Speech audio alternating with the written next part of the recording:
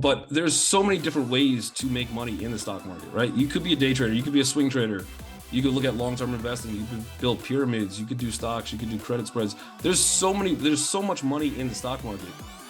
And if you find that right thing that really fits you, right? And everybody's not built the same. They don't have the same time schedule. They don't have the same mentality, the same patience. That's all something you work on and you build. But not everybody comes from that same cloth, right? So once somebody finds that niche, that's where they can hone in on. That's what they specialize in. That's where they start making their money, right? And it was the same thing, kind of relating back to the podcast. Start with thought, and the fact that you guys are all here now is, I mean, I'm very appreciative that you guys found value in all that as well. So, folks, welcome back for another Pivot podcast. My name is Tracy, and I am joined with my co-host, Mr. Dan Jansen. How are you, sir? Doing fantastic. Camera is through the laptop today, so despite the little blurriness, I'm doing good though. I'm doing good. What about you, Trace? Now, is that because you're currently traveling around the globe, getting the Christmas lists for everybody and all that kind of stuff? Because I'm packing the sleigh. Yep. Yeah, that's right. Visit the elves and whole shenanigans. Right. Just traveling. So doing a little podcast from the hotel room. But Gotcha. Now, this is the Christmas edition, I guess, since we said it's the Christmas edition. Now, we do have an announcement that we're going to make.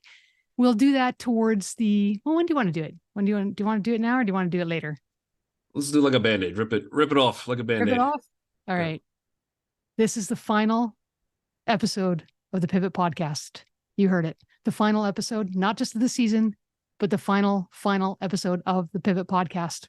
So we're going to take this time to say thank you and just kind of do a little bit of a recap, give our audience that's currently viewing us right now, give them an opportunity to ask any questions that they might have that they haven't had answered. But yeah, it's time. It's time for Dan and I to say adios, goodbye, sayonara, all those different languages, and just move on, right? It's that time.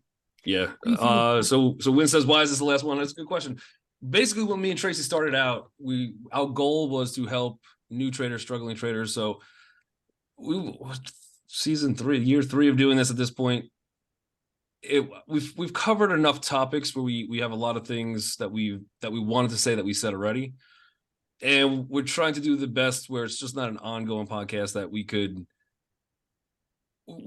want to be as beneficial as possible without being repetitive. So we've just made the decision that we've covered enough topics. We've covered a lot of things.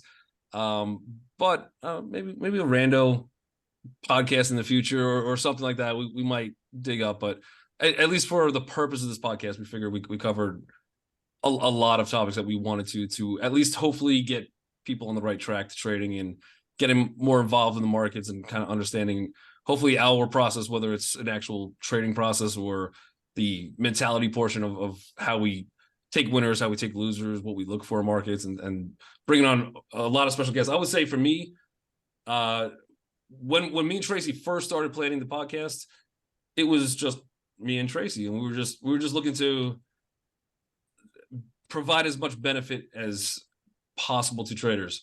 What I didn't expect, I don't know about you, Tracy, but what I didn't expect is like all the great people we were meeting, interviewing, seeing different perspectives outside of our own that we might not have had. So for me, that was like a huge surprise, huge benefit, and we got to meet a lot of people that we brought onto the podcast because of it. So, I mean, I loved it. What about you, Trace? Yeah, I didn't expect it at all. We definitely got some expertise coming in from areas that both you and I are not overly familiar with necessarily, or necessarily interested in to begin with. So that, our areas of expertise tend to stick with the areas that interest us the most. So there's other areas in trading and investing and all of those different things and experiences and journeys that change with the different perspectives. And that definitely brought it here. And this year in particular has been very full of a lot of guests, which has been just phenomenal. So yeah, I agree with you 100%. And, it's tough when you are trying desperately to stick to that specific audience that we were trying to serve at the beginning. And of course, that audience grows. And in order for that audience to for us to grow with them, we need to change the content. And that's a challenge as well, right? So who knows what will happen in the future with Dan and I? You never know. I finally got to meet you in person, which was probably the highlight for me in the last 3 years. Gotta say. Yeah. What a wild concept, right? Like you're doing a podcast for 3 years with somebody and you really haven't met him in person until like we're about to do the last episode. Oh yeah. That's pretty wild, but it is what it is. And again, yeah, same here. Right back at you. I mean, that was an incredible experience to get to hang out, physically see each other and talk and just discuss markets was phenomenal. So yeah, I don't think we could have ended that any better.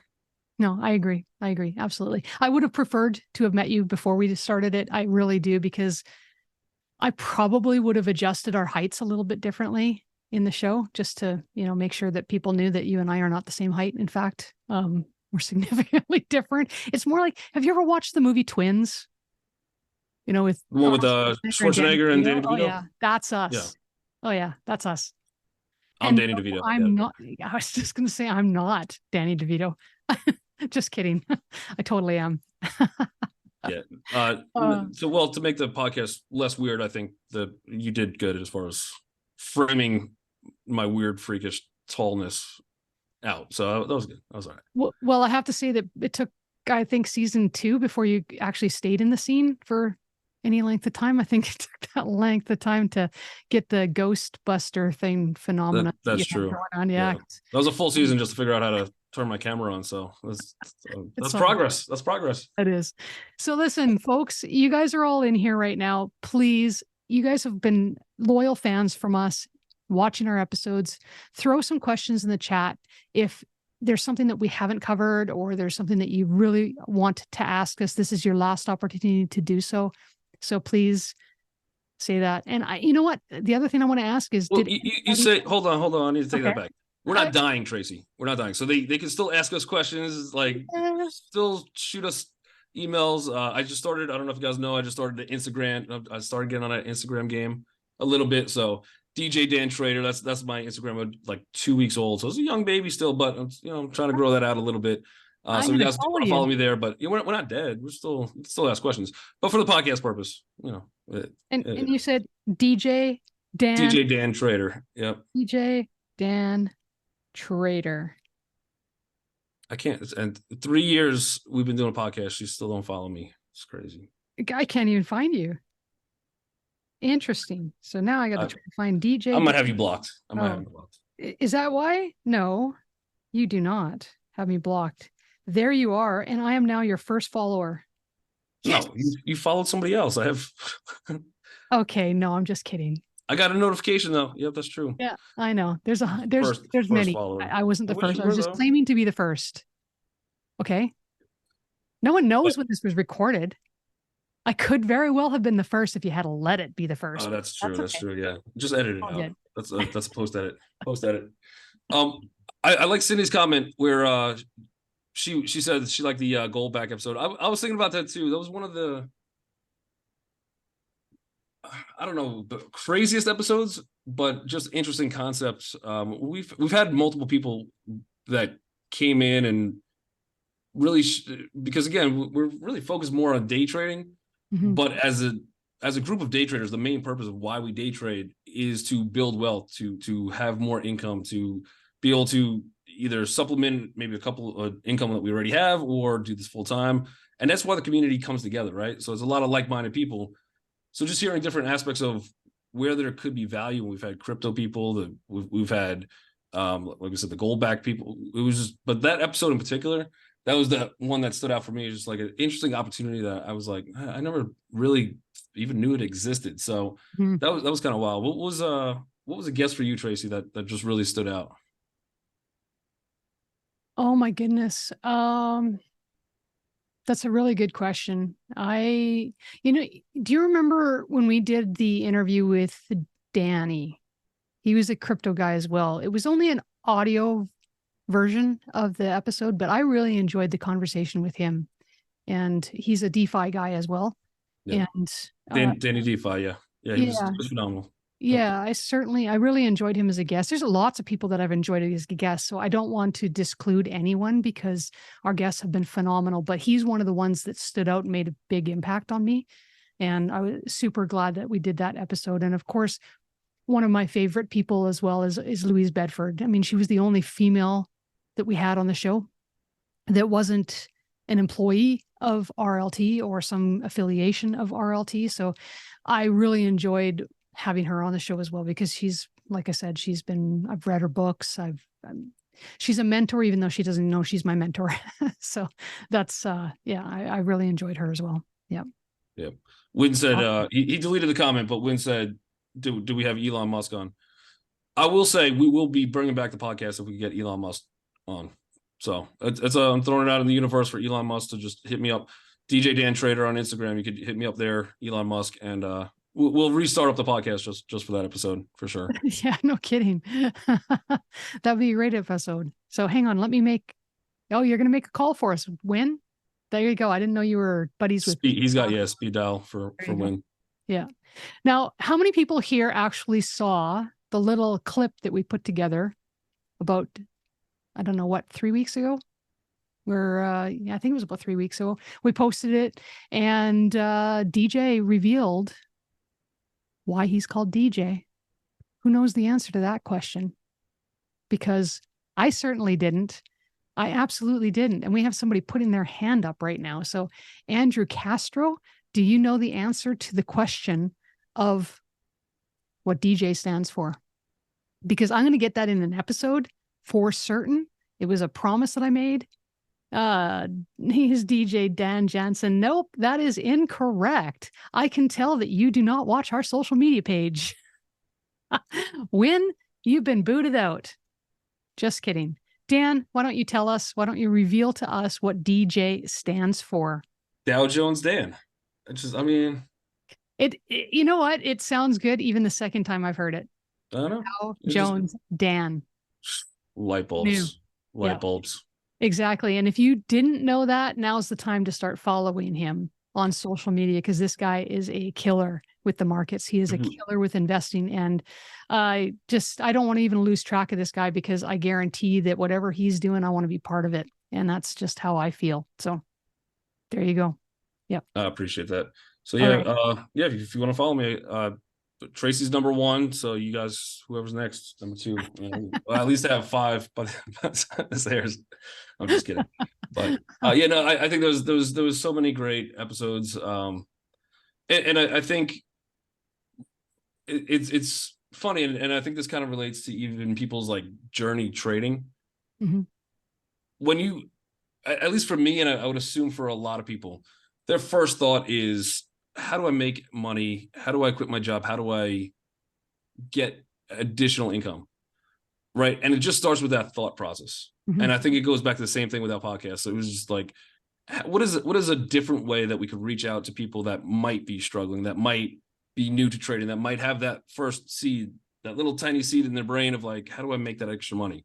Right. And when people look at the stock market, day one, I mean, there's a lot of experienced people here. It might be hard to think back, but day one, when you first got a broker, when you first look at the stock market, it is a foreign language, right? You have no idea where you're going to lead. You just have that little seedling in your head of this is an idea, right? And it was the same thing with the podcast, where we were like, this is an idea. We don't know if it's going to work. We don't know if anybody's going to listen. I've never done a podcast, Tracy. I don't think you've done a podcast before, so completely new to us. And just learning the ins and outs of how to do the podcast and coming up with the topics. And Tracy, you did a lot of topic search and all that. So kudos to you for that. But just starting with that little thought of like, we had the intention of helping people and really helping them get over the mental hump of not everybody is a successful trader from day one, right? There's a process involved. There's going to be some great moments. There's going to be some disgusting moments, and you're just gross and you're like, oh, I can't do this anymore. I think Jeremy put in Slack today, like, success comes 2 weeks after you want to give up, right? After you have that thought. So it's the same type of thing. There's people in here listening now live. There's people that's going to be listening to the recording. that maybe they love doing options or they love doing credit spreads. That was probably not the initial thought. That was not their direction of how they use the stock market has developed. And it's the same way, even though we brought in some guests, most of them were stock market related. Some guests were not, right? Some we had some real estate people, we had a whole crypto, any conversation with crypto people were, it's just good to see the different opinions of what people think. But there's so many different ways to make money in the stock market, right? You could be a day trader, you could be a swing trader, you could look at long-term investing, you could build pyramids, you could do stocks, you could do credit spreads. There's so much money in the stock market.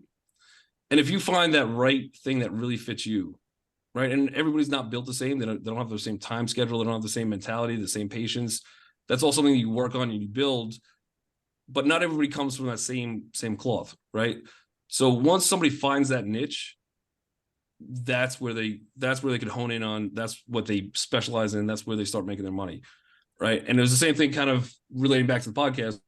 It started with thought, and the fact that you guys are all here now is, I mean, I'm very appreciative that you guys found value in all of that as well. So I know that we're ending the show permanently, but I know that both Dan and I would love to hear from you if we have had an impact in your trading, in your life, in one way or another. So please, once again, reach out, Dan at reallifetrading.com or Tracy at reallifetrading.com. Drop us a line. Let us know, if you did find value in what we had given you. And again, I mean, this is going to be on YouTube forever, and it'll be available where you have podcasts for as long as it's available there. So hopefully this will continue to inspire and affect change. And if you did find value in what we have been doing over the last 3 years, please share it with somebody that you think will also find value or get value or is struggling and needs to dig a little bit deeper and get that assistance. So we'd love to be able to reach out to them and help them and continue, even if we're not creating new episodes. So that's the goal, that's the dream, and that's the wealth building from this episode or from this podcast, is the continuation, generation by generation by generation, that hopefully it lives forever. Now, Dan, I have a quick question for you. And that is, if we were to remove everything that we've done in our episodes and just leave one tiny message from you, that was it. Like all the reels got burnt up, every episode got destroyed.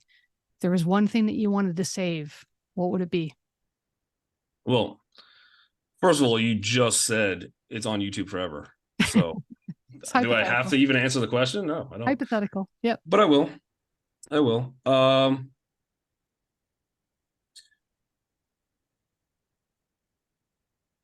Great question. I think the biggest thing is, it's not so much how you do something, it's why you do something. And I think that even as I said before, people have the seedling of, how do I make money? Really think about why you want the money, right? Why is that important to you, right? It's I'm sure you ask it on your mentor groups. I ask it as the first question to every single mentor group I've done. Why are you here, right? What is your purpose? How much money do you want to make? You want to make $1 million? How'd you come up with $1 million? 2 million, 3 million? Why not $1 billion? Right? The money is not the answer. The money is a tool to get to your answer. Mm-hmm. Right? If you go back, let's say we're unburning all the episodes, there's a lot of information that we go through as to how we trade, what we look for. There's a lot of information from other people as far as maybe their type of setups or how they view markets. Right now it's just me and you, Tracy. You might think, well, you definitely think differently than how I might think on the markets, right? We're not always linked up of like, we're going bullish or bearish, but that's how the markets work, right? That's how the markets function.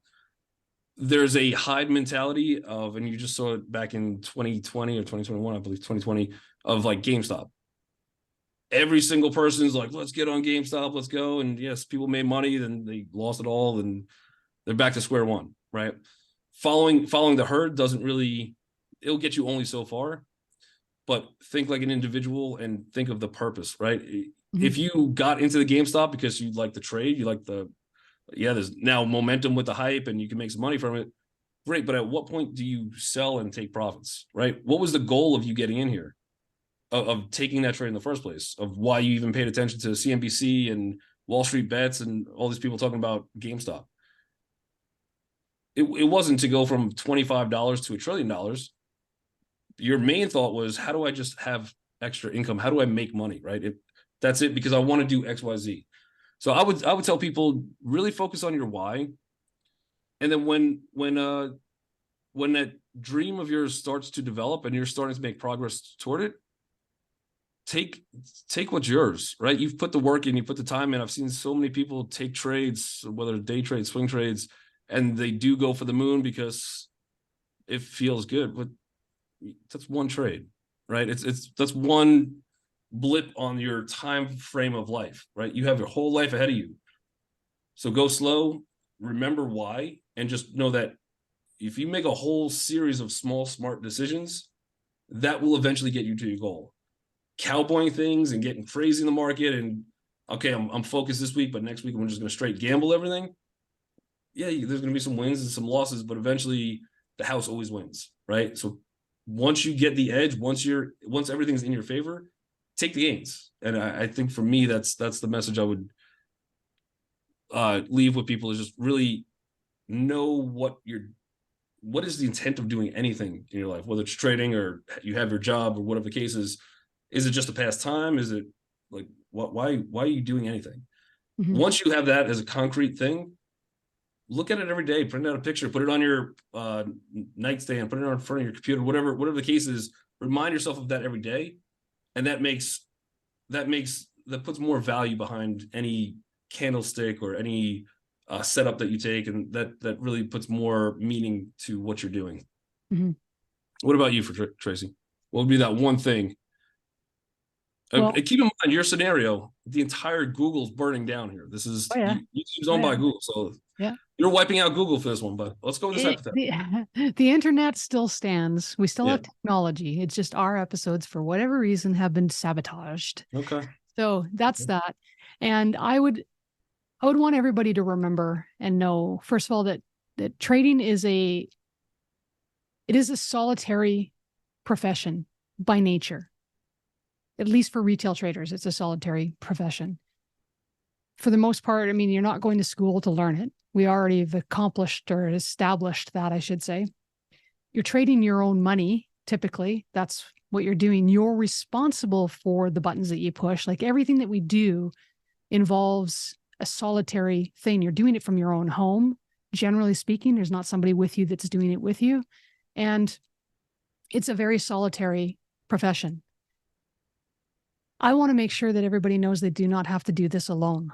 That's the thing. There is a community. There is a way. There's education. There's a way that you can be supported in that solitary journey where you don't have to suffer. You don't have to struggle. You don't have to go it alone. And if that's the one message that I could get across to everybody, then that would be it. That would be the one thing I want people to remember.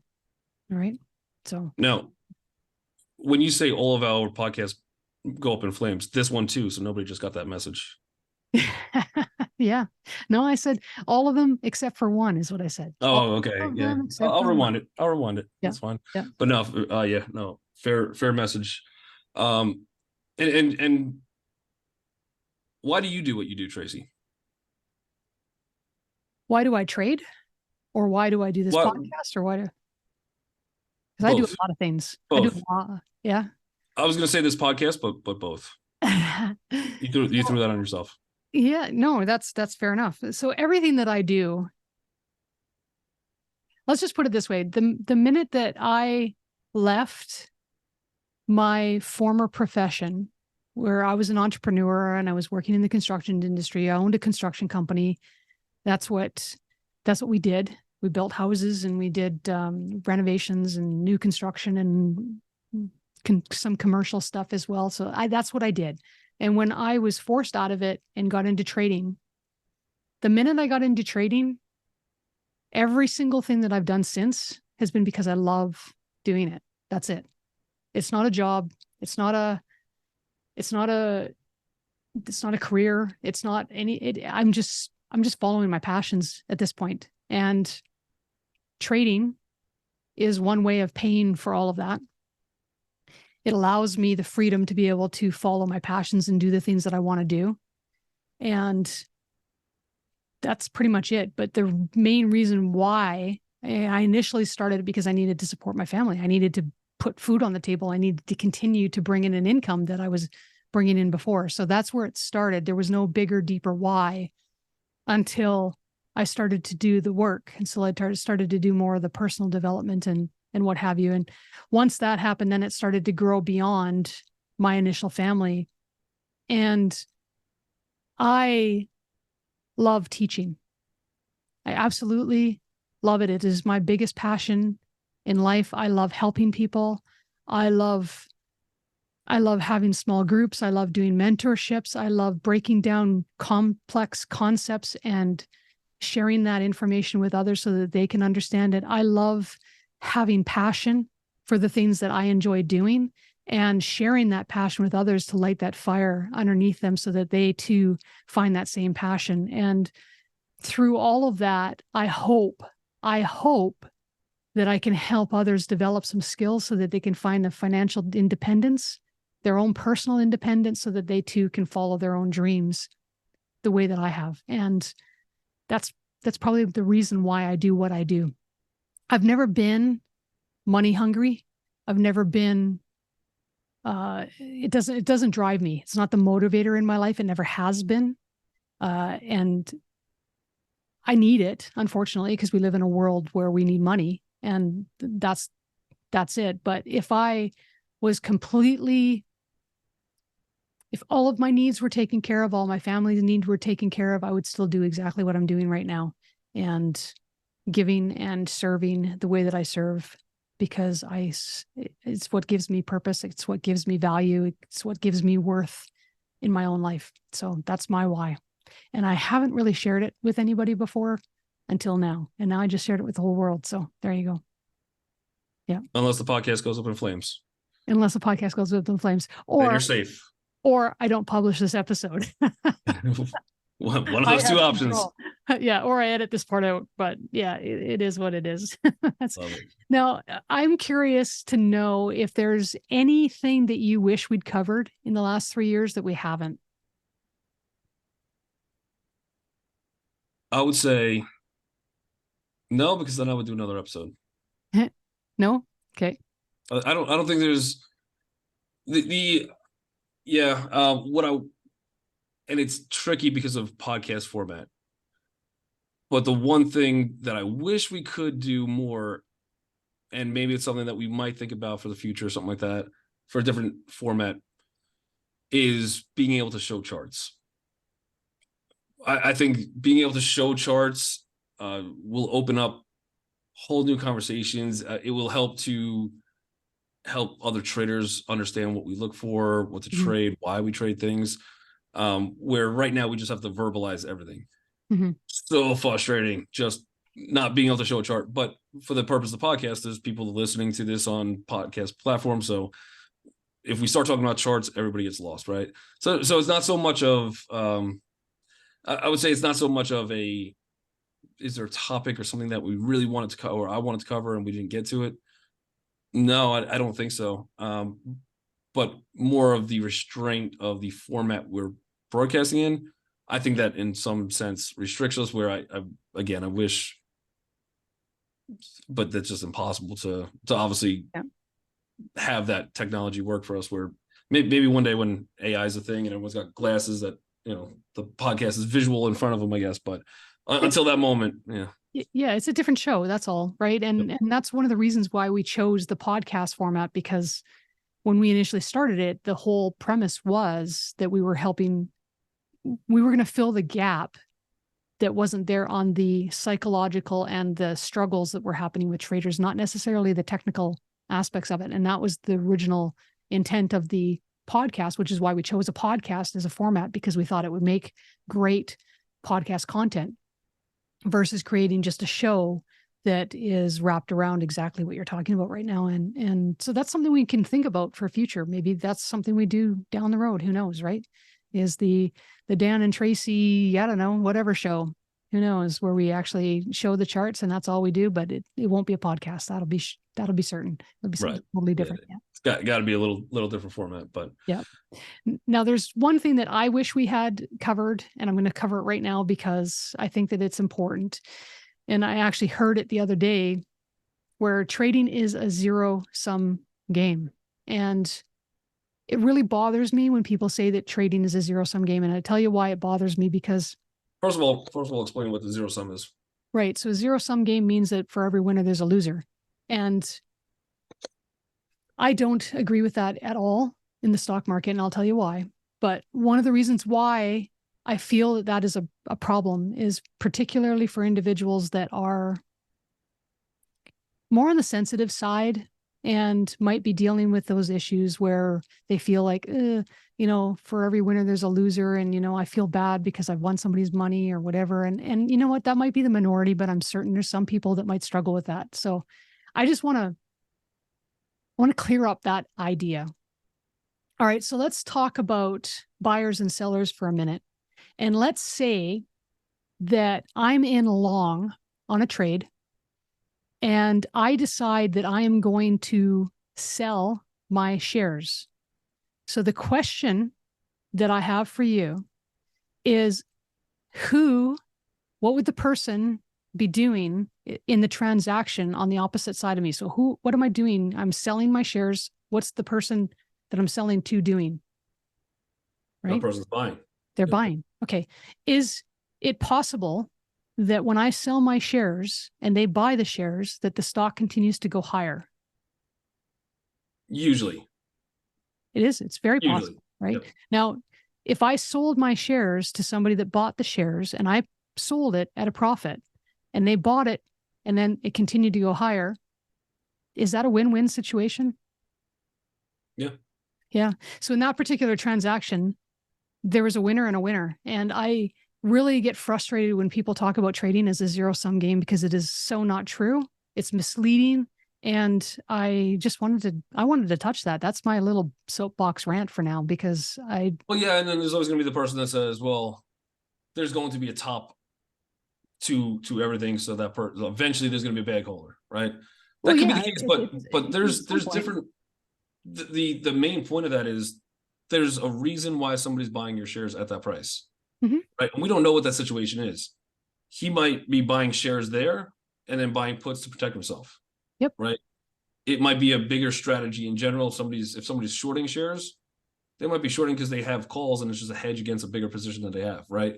So, and same thing when you buy shares from somebody, it's the same thing. Somebody could have got in much lower for, 10 years ago. They're looking to, like, in a way, you buying their shares, you're liquidating their positions to give them the money that they need to get out of the market to go spend money XYZ. Right. Yep. So, yeah, I agree that there's not that trading is not really a zero-sum game. Right.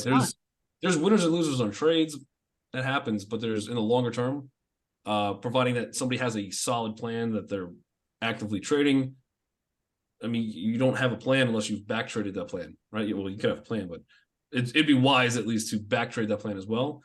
And then once you back trade that plan, okay, in longevity, I'm making money. So in a certain time frame, did I lose money? Yeah, but also in a longer term, no, that's just part of your plan. You didn't lose, just that trade didn't work out, right? So if you isolate trades and the overall picture of things, it's very different. Yeah, I agree. I think the other thing is the moral compass in trading. I think somebody said, because I have a lot of well, I don't know how, it wasn't on purpose, but I have a lot of vices in the long term, not all of them, but like I got MO, which is Altria, so the tobacco companies. I got some DraftKings in the long term, so gambling. There's like a whole bunch of, even if you have like a LMT, it's defense contracts. There's a lot of like stuff that you might not personally agree with. And I heard somebody say this the other day. It wasn't RLT people, but it was something where like going short is bad because you're betting against the country or you're betting against the economy. right? You're rooting that the economy goes down and because you're short. I don't know necessarily that you're rooting for it, but you're at the end of the day, you're a trader, right? That's how you make money. What you do with your money, I mean, if you're going out to buy cigarettes or sports bet or gamble or like you're partaking in the vices, that's different than like you supporting something, right? If you're betting against the economy, we saw that in what was it, The Big Short? Yep. Where they all went short on the housing market and they started to dance in the casino, and then was Brad Pitt turned and goes, yeah, for every like 1% of GDP that drops, there's like so many people that die. Like, don't dance. Right? Yeah. You don't want to root against anybody, but your opportunities in trading, when you see the opportunity, you have to take it. You're not encouraging it, you're not promoting something, but you're saying this is the current situation we're dealt with. The just like the stock market, life will give us ups, it will give us downs, and just how we deal with those situations that make us pull through to a longer, greater, better picture with a greener future, right? So that's all it is. But yeah, it's when you're betting on oil to go long, you're not really saying like, I really want oil to absolutely, I don't want people to be dying at the pumps, but you're saying this is the reality I'm living in. I'm just taking the punches that are given and figuring out how to make the best of it. Because the same way, like, yeah, hey, you're betting, you're going long on oil, but guess what? You're also paying more at the pump as well, right? So it's kind of balances out a little bit of what you're trying to do. There's another possibly a perspective change that needs to happen as well. And if you can recognize that short selling is an act of facilitating trade, that makes a huge difference, because the markets need a way of facilitating trade. And that means that you have to have sellers and buyers. You have to have people that are interested in selling and interested in buying. And if you look at it in that perspective versus I'm betting on this or I'm betting on that, it's not gambling. It's a facilitation. It's a trade. And if no one ever sold, the markets just wouldn't survive. They absolutely wouldn't survive. So you can thank the short sellers for even being in the market, because they help add liquidity, they help facilitate trade, and recognizing that could change the perspective. And I find that the individuals generally that struggle with this particular concept, they struggle in the markets, recognizing even the dips. They're emotionally driven by the dips. So even when it dips down, it's like the skies falling type scenario. It's like, oh my goodness, it's emotionally driven. That's what I have found, at least in the individuals that I've spoken to that have addressed that particular issue. And I just want to change that perspective. I want to recognize that, I'll use hockey because I've used this many times before when I'm talking to people, but I used to play hockey, and you'd get people that would get frustrated because the referee behaves in a certain way, and it's like, hey, you're a terrible ref, and it's just like they're affecting the game and whatever. And you got to recognize that the referee is part of the game, not an obstacle. It's something that you have to, it's there. It's no different than the length of your stick or how sharp your skates are or how soft or how hard the ice is or how cold or hot the rink is. It's a variable that's part of the game. And as soon as you can accept that, you're going to be much happier. You're going to be able to adapt a lot faster when you recognize that that's part of the players that are in the game versus the whole, oh, dang short sellers, or it's just manipulation, or it's all that type of stuff. Get over it. They're all participants in the market. That's the way the market works. Adapt to it and recognize that it's all part of facilitating trade. And that's how the markets work. And that's any market. It doesn't matter what market we're talking about. So you need to have it both. Again, soapbox. So. Well, all professional sports is rigged and scripted. So, I mean, they're all payroll, really. And the hate comments come in. Yeah. So since we're wrapping up shortly, what is the next step for Tracy Ball? Where do you, let me job interview you for a second. Where does Tracy Ball see yourself in 5 years? That is a really good question. I personally would love to be doing more in-person events. I would love to be doing more public speaking. Like I said, I love teaching, love coaching. So I'd like to be spending more time with students. Otherwise, in 5 years, well, this year my son's graduating. So this is it. This is the big change. So come next year, come June, it kind of really depends on what he chooses to do, because that's going to change what I decide I want to do. And if he decides he's going to stay here and live in the same house and go to school close by and do that for the next 12 years while I was going through university, then I'm pretty much going to be doing the same thing that I'm doing now. But if he decides that he's going to go out on his own, move out on his own, go live with some friends, go to the dorms, whatever it might be, and start living life outside of family, then the world is my oyster, and I'll be doing a lot more of the things that I really love to do. And that would be, like I said, the public speaking, the in-person events, traveling, going to visit Dan. You better. Yeah. How about you? Yeah. So how about me? So I would say that, for you guys not live here, we're recording this at the last day of November, right? November, I've done really well in the markets, made a lot of money. The best trade I made in November, and I'm going somewhere with this, I promise. The best trade I made in November was from a message I actually got today, right? In Slack from somebody. So for some of you guys are in it that are here live, some of the recording might be in it, but we have the 10K challenge, right?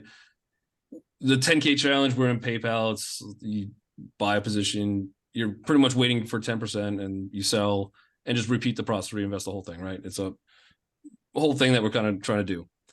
So I had a message from somebody today. I'm still in PayPal, by the way. I'm not sold, or I'm still in the position waiting for that first level hit. But I got a message from somebody who's in the group who purchased, I guess, at a lower price. Even though it's a 10K challenge, you can start with whatever you want. And I'm not going to say names, but she messaged me saying, "Hey, I started with $5,000. I just hit," this was yesterday, I think. She just hit targets, and she's like, "I'm up 500 something dollars, whatever, like at $500, I guess." She's like, "That was my first real money trade I've ever taken." And she's been in the community for a little bit, but she's paper trading, and she's like, that was the first one. She's like, "I can't wait to do the second level. I can't wait to invest." Like, it's like, and maybe she has a funded account and whatever case too. But she's like, that was using my own actual money. That was the first one I had. That was my best trade of the month. And I'm still in PayPal, right? But yes, to me, like, even though it's like it's $500, it's not life-changing, right?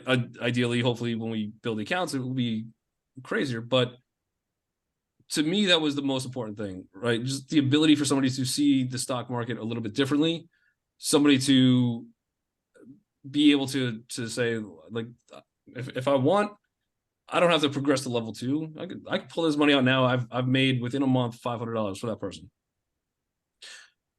So when you ask, where do I want to be in 5 years from now? I want to multiply that, right? I want to multiply that first feeling for somebody of being able to really experience what it is to be in the markets, what the benefit of the markets could be.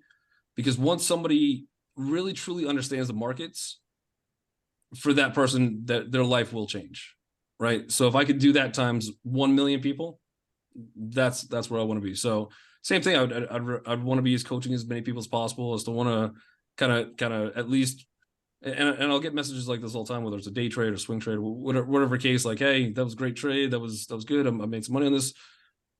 Right. And not all trades that I take are winners. That's, nobody is. But when you get those messages of like, "Man, that was great. I made money on this. This was awesome." Like, if I could do that and multiply that out just over the course of the next 5 years, just kind of grow that mentality, that base, that group of people that are really benefiting from the stock market, I'd probably be the happiest person ever. I might be the happiest person ever now, but I'd definitely be the happiest person if I could multiply that. So just continuing what I'm doing and continuing to coach, continue to show people different avenues of or at least teach them something they didn't know before. Mm-hmm. Absolutely. That's great. Well, Dan, it has been an absolute pleasure. I am super glad I got a chance to meet you. I have enjoyed working with you thoroughly. And our audience, thank you so much for supporting us for the last 3 years. Again, please reach out if you have any questions, comments, and share this if you find value in it. Please send it to other people, even though we're done recording. Like I said, we'd still like to continue adding value. And we hope to hear from you guys all in the future. Dan? I know for me, I'm going to go back. I'm going to listen to the podcast. What I will say is, if you've only heard a few episodes, you've heard one episode, you've heard all the episodes, anything you kind of review, if you have a favorite book, go back 2 years later, reread that book. There's going to be something that you missed or just didn't quite understand or comprehend. I would suggest doing the same thing with a podcast. There's, with the amount of information that both myself, Tracy, and the numerous guests that we've had on the podcast, just sharing their perspective, the knowledge, there's stuff that we've talked about, I could guarantee when we were live or you heard it on the recording, did not apply to you at that time, right? Opportunities come to those who wait, those who look, and who is prepared for that opportunity, right? Some of those opportunities that we're spoken about at that time, it might not apply to them. But there will be a time where, for sure, going back, re-listening to the podcast, re-listening to other podcasts, continue to grow, continue to build on your knowledge. Find that favorite book that you had, reread that book. That's where you start picking up on additional information, different wealth of knowledge that you might have seen, but not have seen the value in at that point. Yep, absolutely. Perfect. Time for us to say goodbye. I appreciate you guys joining us each and every week. Tracy, it's been a great 3 years, I would say. Yes. Fantastic 3 years. Loved hosting with you. Love meeting you in person. And maybe we'll talk. We'll see if we can get we'll talk to our agents. We'll see if we get another deal struck up here for another project in the future. But we'll see. Stay tuned, team. You never know. You guys are incredible. Love having you guys each and every week listening to the Pivot Podcast, joining us, putting your comments on the little message board here. And we'll catch you guys maybe in the future. We'll see.